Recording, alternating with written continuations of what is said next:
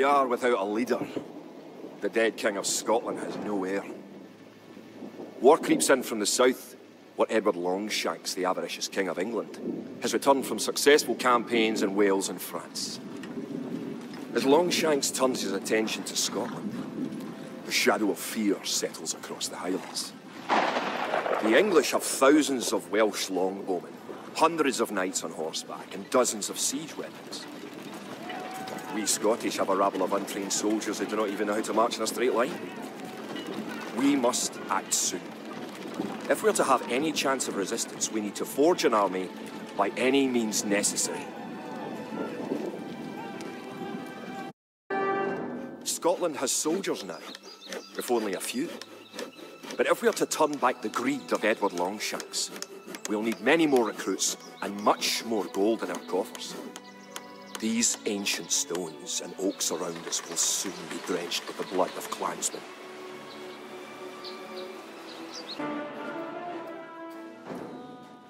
An army marches on its stomach, or so the old saying goes.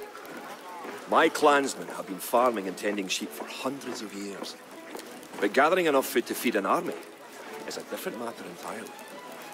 Without a strong economy, the meagre forces that we have cobbled together will collapse again.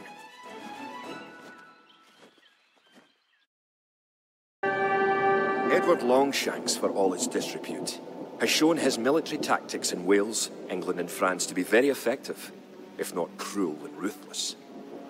He is indeed an enemy to be feared. The English sacked the town of Berwick-upon-Tweed. With that I could call it a battle, but it was truly more than a massacre.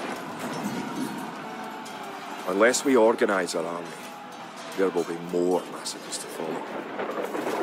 I pray that we can be ready when Longshanks comes.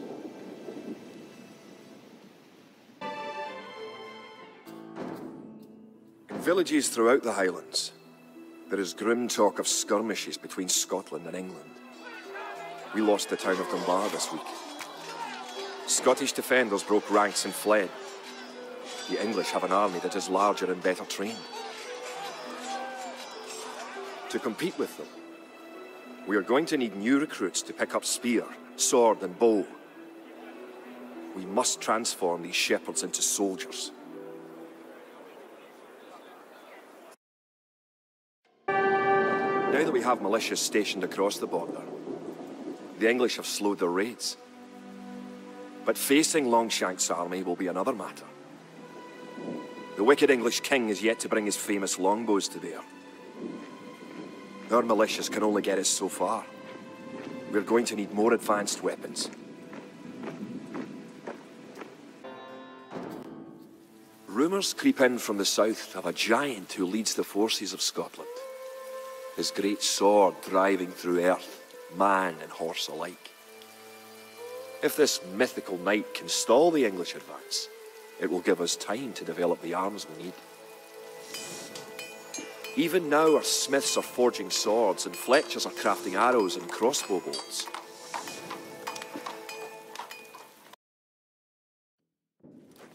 Longshanks has invaded, stormed and sacked the city of Perth. Worse, he has captured the fabled Stone of Scone and declared himself King of Scotland. If we cannot bring about a victory in battle soon, the Scottish armies will be too demoralised to put up any fight at all. If this mythical Scottish giant does exist, I wish that he would bring his forces up to Stirling, where we shall next do battle.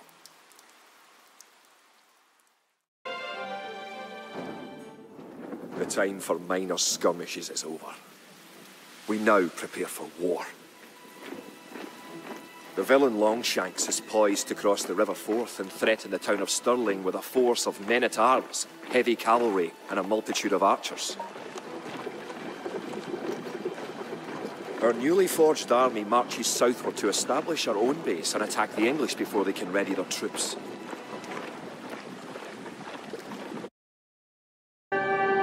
Stirling was our first great victory. Even as we held the coastline, word arrived that Stirling Bridge had been held by a force of Scots led by the mythical knight of whom so many have spoken. Now we know his name. Sir William Wallace, the bane of the English. Edward Longshanks names Wallace a traitor and a criminal.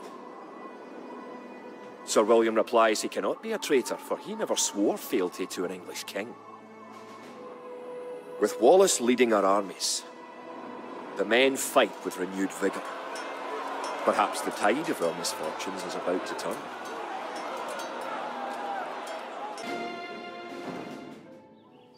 Our coffers were depleted at the Battle of Stirling, so we need to strengthen our economy once again before pushing south into lands held by the English.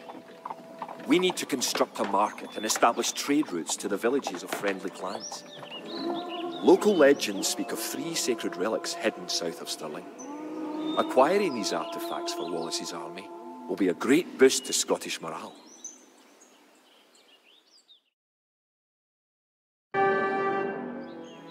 With the 3 relics locked away safely in Scottish churches, men murmur that we are blessed by the heavens.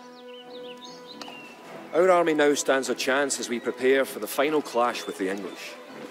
Scotland now has archers and knights of our own with which to meet Longshanks. We march south to Falkirk, where we will join with the army of William Wallace and plan our combined attack upon the English castle.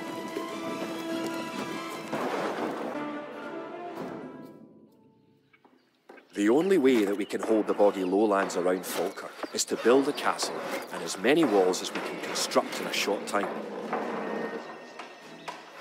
These fortifications will serve to protect our camp as we construct siege weapons with which to assault the English castle.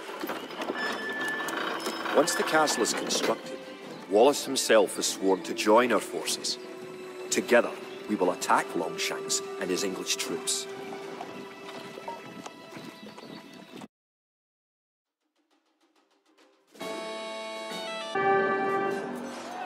It looked certain that we would be defeated at Falkirk. Yet somehow, though outnumbered and outranged by English longbows, we were victorious. The English castle was torn down, and a Scottish one shall be built in its place. William Wallace has shown us the path to victory. Although he is but one man, he inspires great deeds in others. Many of the Scottish knights and lords have drawn their swords with his. Wallace's own sword is a 5.5-foot beast, forged of course in Scotland. He has sworn not to rest until his sword finds the neck of Edward Longshanks. The struggle will continue, but we have learned the ways of war. Now, it is the English who fear.